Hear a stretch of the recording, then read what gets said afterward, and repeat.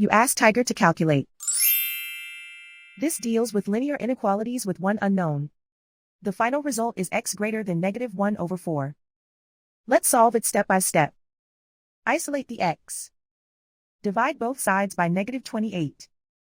Whenever you multiply or divide by a negative, reverse the inequality sign.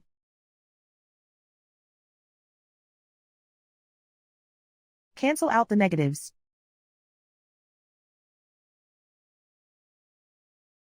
Simplify the fraction.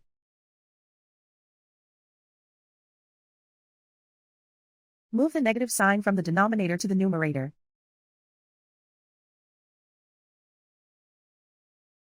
Find the greatest common factor of the numerator and denominator.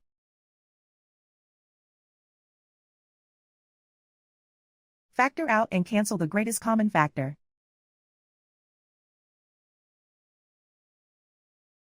Plot the solution on a coordinate grid. And so the final result is x greater than -1/4.